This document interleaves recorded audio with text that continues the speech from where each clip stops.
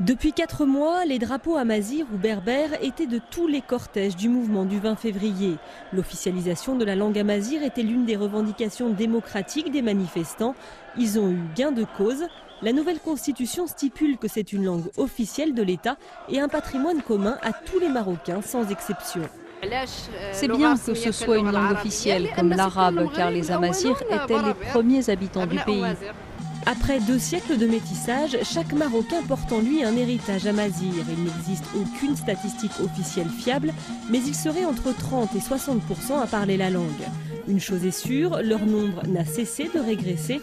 Inquiet des revendications régionalistes, le pouvoir a dénigré l'identité amazigh du royaume durant des décennies. Le roi Mohamed VI a changé la donne. Sous son règne, une chaîne de télévision amazigh a vu le jour et des cours de langue ont débuté dans certaines écoles primaires. Ce qui manquait, c'était cette reconnaissance par la Constitution en tant que langue officielle. Et ça représente un événement historique sans précédent.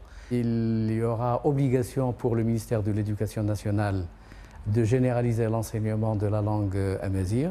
À ce jour, la langue est enseignée dans moins de 15% des écoles. La graphie, le tifinagh, est toujours régulièrement contestée par certains milieux conservateurs et religieux qui auraient voulu opter pour l'alphabet arabe.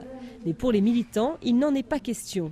On a besoin du tifinagh parce que ça va donner cet aspect de l'identité amazigh sur le niveau visuel, sur les institutions, dans les rues, dans les espaces publics, etc. Si on supprime cette graphie, on va écrire notre langue en graphie arabe et ça veut dire qu'on va voir dans les espaces publics que la graphie arabe. Et ça veut dire finalement l'identité visuelle, elle est arabe. Et ça, on ne peut pas l'accepter. L'officialisation devrait également entraîner le bilinguisme administratif dont les modalités seront définies dans une loi organique votée au Parlement. Cela prendra évidemment du temps à se mettre en place. Dans le secteur de la justice notamment, l'utilisation de la langue amazigh pourrait soulager des milliers de Marocains qui ont des difficultés à comprendre et à s'exprimer en arabe classique.